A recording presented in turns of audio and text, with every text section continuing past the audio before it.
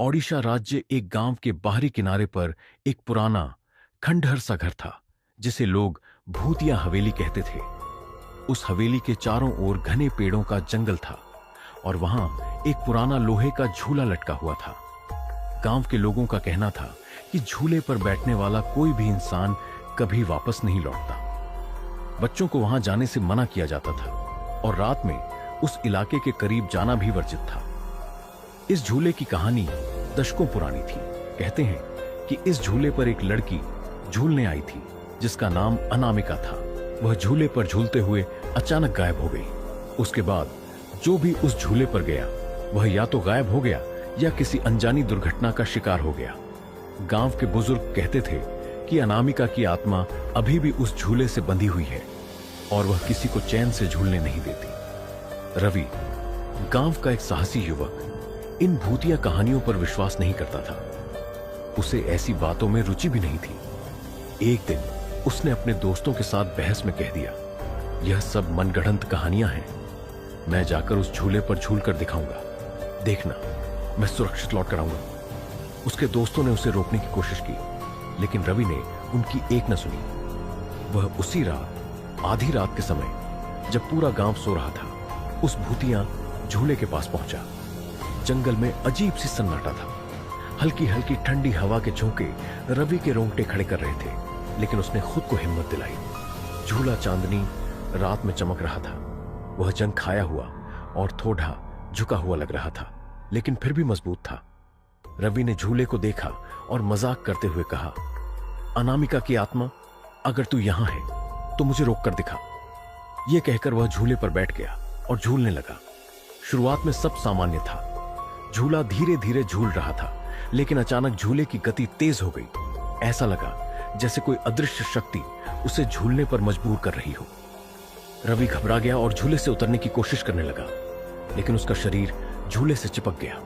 उसकी चीख जंगल में गूंजने लगी। तभी झूले के आसपास एक सफेद धुंध बनने लगी और उसमें से एक लड़की की आकृति उभरने लगी। वह एक सफेद साड़ी पहने हुए थी और उसकी आंखें खून की तरह लाल थीं। उसने गुस्से से रवि की ओर देखा और कहा, यह मेरा झूला है, इसे छूने की हिम्मत कैसे की? रवि कांपते हुए बोला, मैं तो बस मजाक कर रहा था। लेकिन उसकी आवाज उसके गले में ही फंस गई। वह लड़की अचानक हवा में गायब हो गई और झूला खुद ब खुद तेज गति से झूलने लगा। रवि के हाथ पैर बंधे हुए महसूस हो रहे थे। अचानक एक जोरदार चीख के साथ रवि झूले से गिर पड़ा और बेहोश हो गया। अगली सुबह गांव के लोग रवि को हवेली के पास बेहोश पड़ा हुआ देखकर हैरान रह गए। उसे घर ले जाया गया लेकिन वह होश में आने के बाद भी कुछ नहीं बोल पाया। उसके चेहरे पर डर की ऐसी झलक थी जिसे देखकर सभी समझ गए कि उसने कुछ भयानक देखा है। रवि की यह हालत देखकर गांव में फिर से डर का माहौल बन गया। लोग अब झूले के बारे में और भी ज्यादा डरने लगे। किसी ने कहा कि अनामिका की आत्मा अब और भी ज्यादा क्रोधित हो गई है। उस रात रवि के दोस्त अमन को एक सपना आया। सपने में वही सफेद साड़ी पहने लड़की उसे नजर आई। उसने कहा, जो हुआ वह सिर्फ शुरुआत थी। मेरे झूले को छूने की सजा सबको भुगतनी होगी। अब मैं पूरे गांव में अपना कहर बरपाऊंगी। अमन ने जब यह सपना अपने दोस्तों को बताया तो वे और डर गए। वे समझ नहीं पा रहे थे कि अब क्या किया जाए। तभी गांव के बुजुर्ग पंडित जी ने कहा, इस आत्मा को शांत करना आसान नहीं है। इसके पीछे एक बहुत बड़ी सच्चाई छुपी हुई है जिसे हमें जानना होगा। गांव के लोग पंडित जी की बात सुनकर परेशान हो गए। झूला अब केवल एक डरावना स्थान नहीं था बल्कि वह पूरे गांव के लिए खतरा बन चुका था।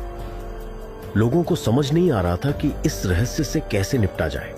गांव पर भूतिया झूले का साया अब और गहराता जा रहा था। अनामिका की आत्मा ने धीरे धीरे पूरे गांव को अपने डर के जाल में फंसा लिया था। लोग घरों से बाहर निकलने से डरने लगे थे। रातों में हवेली की ओर से आने वाली डरावनी आवाजें, रहस्यमय चीखें और झूले की कर्कश ध्वनि ने गांव को भय के सागर में डुबो दिया था। पंडित जी, जो गांव के सबसे ज्ञानी और अनुभवी व्यक्ति थे, ने गांव वालों को एकत्र किया और कहा, अनामिका की आत्मा को शांत किए बिना गांव पर छाया यह श्राप कभी खत्म नहीं होगा। हमें उसकी कहानी को समझना होगा और उसे मुक्ति दिलानी होगी। लेकिन यह आसान नहीं होगा। झूले की शक्ति अब बहुत भयानक हो चुकी है। पंडित जी ने पुरानी पांडुलिपियों और गांव के बुजुर्गों से अनामिका की कहानी का पता लगाना शुरू किया।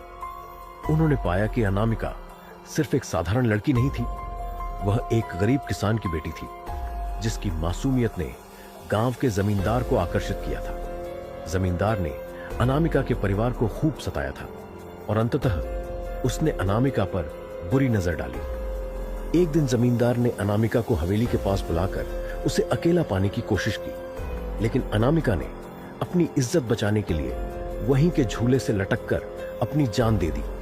उसकी आत्मा ने वहीं श्राप दिया था, यह झूला अब मेरा है, जो भी इसे छुएगा वह मेरे क्रोध का शिकार बनेगा। पंडित जी ने गांव वालों को बताया, अनामिका की आत्मा इस झूले से बंधी हुई है।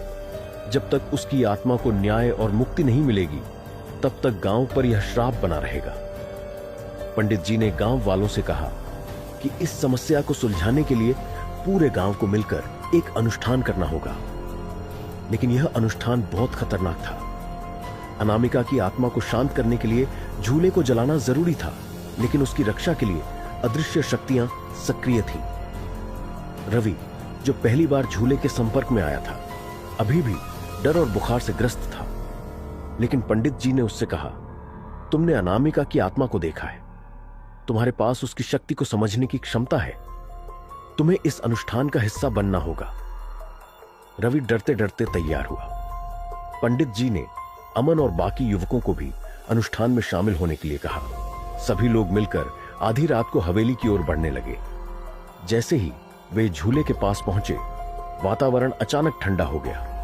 चारों ओर घना कोहरा छा गया और हवाओं में अजीब सी गूंज सुनाई देने लगी। झूला खुद ब खुद हिलने लगा और उसमें से एक डरावनी हंसी गूंजने लगी। पंडित जी ने मंत्रोच्चार शुरू किया और कहा, अनामिका, हम तुम्हें न्याय देने आए हैं, अपनी आत्मा को मुक्त करो। तभी झूले के पास सफेद धुंध उभरने लगी और उसमें से अनामिका की आत्मा प्रकट हुई। उसकी आंखों में गुस्से की ज्वाला थी। उसने चीखते हुए कहा, तुम सबने मुझे मरने दिया, अब कोई मेरी आत्मा को मुक्त नहीं कर सकता। यह झूला हमेशा के लिए मेरा है। पंडित जी ने साहस दिखाते हुए मंत्र जारी रखे, लेकिन तभी झूले से भयंकर चीखें निकलने लगी। अमन और बाकी युवक डर के मारे कांपने लगे।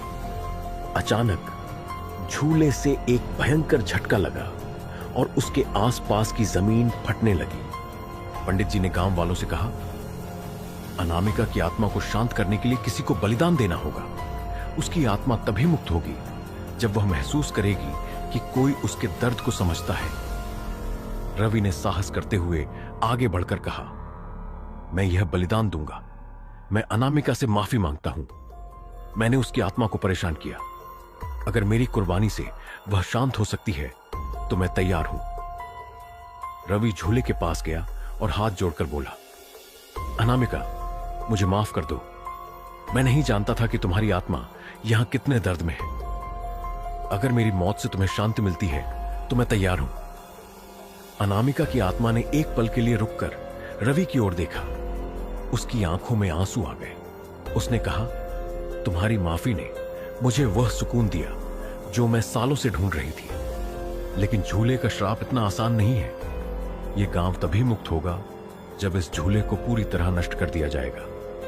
पंडित जी और बाकी लोगों ने झूले को जलाने का फैसला किया। उन्होंने लकड़ियां और घी लाकर झूले के चारों ओर रख दिया। लेकिन जैसे ही उन्होंने आग लगाई, झूले से भयंकर चीखें निकलने लगीं। हवाएं तेज हो गईं और चारों ओर अंधेरा छा गया। झूला अपनी पूरी ताकत से हिलने लगा, मानो वह अपनी रक्षा के लिए लड़ रहा हो। पंडित जी ने अपने मंत्रों की गूंज और तेज कर दी। झूला धीरे धीरे जलने लगा। अनामिका की आत्मा भी धीरे धीरे धुंध में बदलने लगी। उसने रवि की ओर देखा और कहा, तुमने मुझे न्याय दिया, अब मैं मुक्त हो रही हूं, धन्यवाद। आखिरी चीख के साथ झूला पूरी तरह जलकर राख हो गया। अंधेरा छट गया और सुबह की पहली किरण गांव पर पड़ी। गांव वालों ने राहत की सांस ली। झूले के नष्ट होते ही गांव पर से श्राप का अंत हो गया। अनामिका की आत्मा को मुक्ति मिल गई थी, लेकिन रवि की बहादुरी को हमेशा याद रखा गया। गांव के लोग अब भी उस झूले की राख को देखकर सिहर उठते थे, लेकिन उन्हें पता था कि वह डरावना दौर अब खत्म हो चुका है। यह कहानी हमेशा गांव वालों के बीच एक सबक के रूप में जिंदा रही कि किसी की मासूमियत के साथ अन्याय करना भयानक परिणाम ला सकता है।